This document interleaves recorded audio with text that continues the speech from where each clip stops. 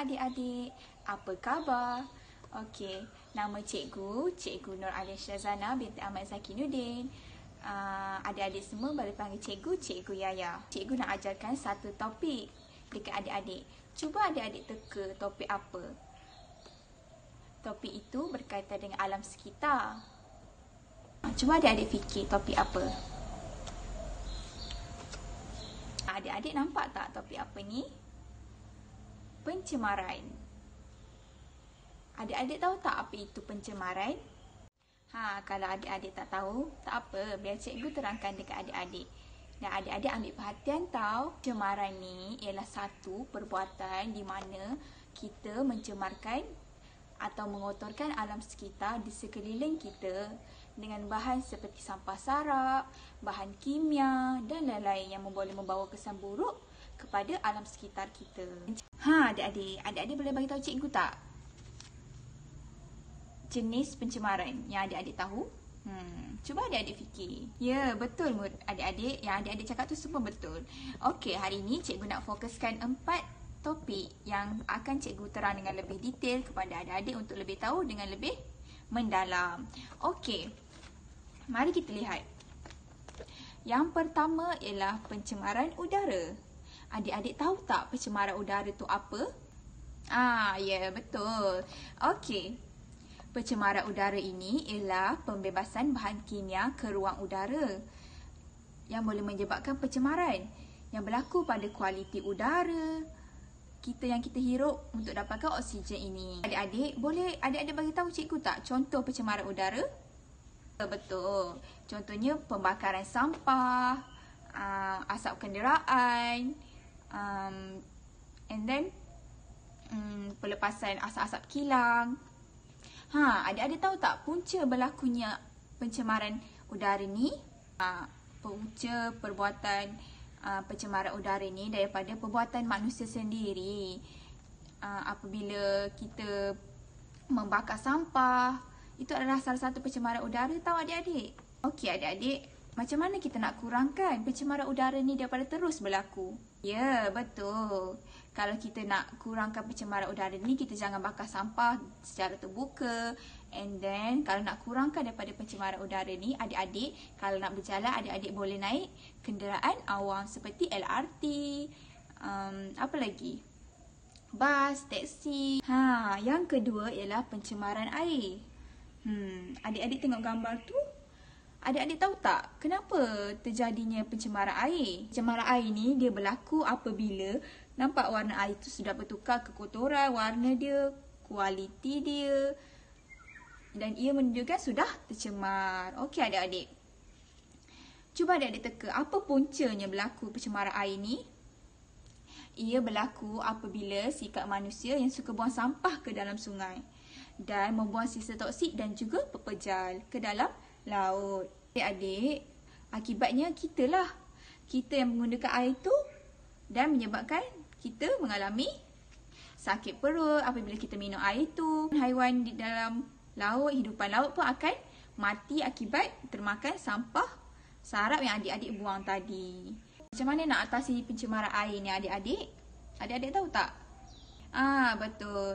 Adik-adik, jangan buang sampah ke dalam sungai. Buang dekat mana? Buang dekat tong sampah. Okey, nampak ada orang buang ke dalam sungai sisa toksik atau sisa pepejal. Adik-adik boleh laporkan kepada pihak berkuasa untuk menangkap mangsa yang membuang sampah ke dalam sungai tadi. Mari kita lihat gambar ketiga. Pencemaran tanah. Okey, kalau adik tahu tak apa, biar cikgu terangkan.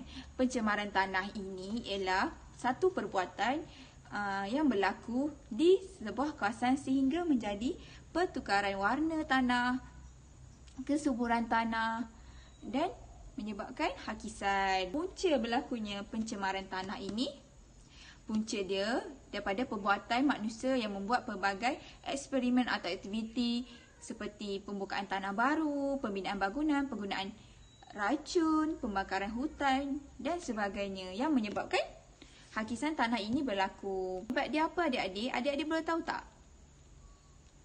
Okey, akibatnya kesan pencemaran ini menyebabkan haiwan-haiwan yang berada di dalam tanah akan mati dan spesies diorang juga terancam. Adik-adik tahu tak cara nak mengatasi pencemaran tanah ini daripada terus berlaku? Adik-adik boleh membuat proses kita semula sampah sarap yang adik-adik nak buang tu. Contohnya adik-adik boleh buat penggunaan semula, sampah botol atau botol yang adik nak buang, tayar. Akan mengurangkan pencemaran tanah itu daripada berlaku. Dan juga adik-adik boleh jangan bakar sampah. Macam yang tadi juga, kita bakar sampah, tanah ni akan menghilangkan kesuburan tanah tu dan menyebabkan hakisan. Okey, yang terakhir ialah adik-adik boleh nampak gambar apa ni? Cuba adik-adik tengok. Ia adalah pencemaran bunyi yang menyebabkan pendengaran kita berasa tidak selesa, tidak tenang dan mengganggu kehidupan seharian kita. Apa puncanya berlakunya pencemaran bunyi ni? Ia berlaku daripada contohnya kenderaan seperti kapal terbang, bunyi bising yang mengganggu pendengaran kita, bunyi jentera kenderaan pembinaan bangunan. Dan seperti bunyi apa lagi yang bunyi LRT, kereta api. Dan daripada pencemaran bunyi ni akan menyebabkan pendengaran manusia terganggu sebab bunyi bising. Sebab kita kan tak suka bunyi bising adik-adik, betul tak? Oleh itu, tekanan emosi kita juga terganggu hasil daripada bunyi bising tadi. Bila tekanan emosi kita terganggu, kita tak dapat berfikir dengan baik lah, betul tak? Haiwan juga akan mengalami tekanan tau adik-adik. Sebab diorang akan rasa terancam dengan bunyi-bunyi tu dan menyebabkan kepusphusan spesies. Adik-adik faham dah kan macam mana cikgu terang pencemaran ni? Adik-adik dah jelaskan cikgu terangkan pasal 4 pencemaran ini, iaitu pencemaran air, pencemaran udara, pencemaran tanah dan juga pencemaran bunyi. Okey adik-adik, sudah tiba masanya cikgu serahkan kepada Cikgu Izzati. Cikgu Izzati akan buat slot yang menarik untuk adik-adik. Adik-adik nak tahu tak aktiviti apa? Cikgu Izzati nak buat satu eksperimen. So, adik-adik beri tumpuan yang lebih kepada Cikgu Izzati. Okey? Jom, bye-bye. Jumpa lagi. Hai. Assalamualaikum semua. Okey. Ingat lagi tak siapa? Ingat lagi tak nama cikgu? Macam ada yang dah lupa je. Untuk siapa yang lupa, nama cikgu Zati. Boleh panggil Cikgu Zati. Okey. Tadi kamu semua dah dengar kan apa yang Cikgu Yaya dah cerita, apa yang Cikgu Yaya dah pesan, apa yang Cikgu Yaya dah bagi pengajaran. Sebelum nak memulakan sesi seterusnya dengan Cikgu Zati, cikgu nak tanya dulu, apa itu pencemaran? Siapa boleh jawab? Angkat tangan. Boleh jawab. Bagus. Kiranya semua dengar lah kan? Okey, sebelum tu cikgu nak tanya lagi. Siapa tahu jenis pencemaran ada berapa? Cepat fikir. Ada yang jawab tu. Betul. Jenis pencemaran yang Cikgu Yaya dah terangkan tadi ada 4. Yang pertama, siapa boleh jawab? Ya, yang pertama adalah pencemaran udara. Itu ada pencemaran air. Pandai. Lepas pencemaran air, siapa tahu? Orang yang lain jawab ni. Maknanya kamu semua beri perhatian lah kan masa Cikgu Yaya terang. Okey, yang ketiga adalah pencemaran bunyi. Betul. Okey, yang terakhir siapa tahu? Ramai nak jawab. Betul, yang terakhir adalah pencemaran tanah. Semua ada 4 jenis pencemaran yang berlaku dekat bumi kita sekarang, dekat dalam dunia yang kita duduk sekarang ni. Dan semua tu Cikgu Yaya dah terangkan. Siapa nak buat eksperimen dengan cikgu? Ya, sabar. Semua nak main kan? Semua tak sabar nak buat eksperimen dengan cikgu kan? Okey, jom kita mula. Okey, kita nak buat eksperimen tentang pencemaran air. Yang macam cikgu Siti cakap tadi, kita nak buat eksperimen kan? Okey, semua boleh duduk depan cikgu, tengok apa yang cikgu akan buat. Yang berisi air kosong berwarna putih yang jernih, kiranya air yang bersih. Okey, cikgu ada sediakan botol yang dah berguna, yang telah digunakan. Okey, ini adalah straw penyeduh minuman. Okey, ini adalah haiwan-haiwan hidupan laut yang ada dalam sungai, dalam laut. Okey, ini dua ni adalah pewarna untuk kita masukkan ke dalam air. Kenapa? Mesti dia pelik. Kenapa cikgu bawa pewarna? Untuk apa? Okey. Nak tahu untuk apa? Jom kita mula. Pertama sekali, sediakan air putih kosong di dalam bekas. Okey, semua nampakkah air ni jernih, warna putih. Okey, cikgu letak hidupan-hidupan ni dalam ni. Cikgu letak ikan. Okey, cikgu letak semua hidupan ni dalam air yang bersih. Okey, semua nampakkah ikan ni tak ada apa-apa kesan pun. Dia tetap warna, okey, ketan ni tetap warna oranye. Ikan ni tetap warna kuning. Dia tak ada apa-apa kesan lagi kan. Okey, bermakna air ni belum terkena pencemaran air. Sebab dia masih bersihnya, cikgu akan buat eksperimen tentang bagaimana terjadinya pencemaran air. Cikgu akan masukkan sedikit pewarna ke dalam bekas. Nampak tak air ni bertukar? Air ni bertukar jadi warna ungu. Okey, cikgu campur dengan warna hijau. Okey, lepas campur, nampak tak?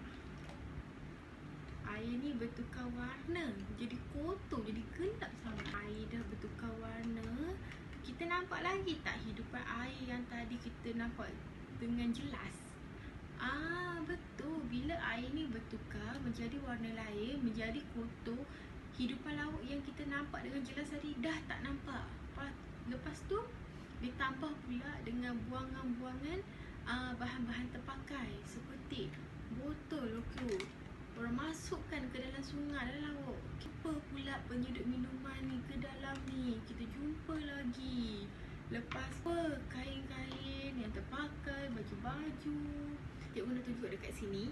Cikgu nak bagi tahu dengan lebih jelas bahawa pencemaran air akan memudaratkan kehidupan air. Okey, kenapa kita cakap alah tak apa cikgu, dia hidup air je, dia bukan macam kita pun. Tidak sama sekali. Okey, hidup air ni juga berhak untuk hidup dengan selesa, bergerak dengan bebas walaupun dalam air. Pernah nampak tak ada kura-kura tak boleh berenang lagi, tak boleh berjalan? Sebab apa? Sebab mata dia tercocok dengan ni straw penyeduh minuman. Macam mana dia boleh terkena? Sebab dalam air dia ada banyak bahan buangan yang telah manusia buang ke dalam dan menyebabkan kesan buruk kepada hidupan air. Okey, semua dah buat kan, semua dah tengok kan macam mana kita buat eksperimen pencemaran air. Okey, daripada eksperimen pencemaran air tadi tu kita boleh tahu mana datangnya punca-punca pencemaran air tu, kesan pencemaran air tu.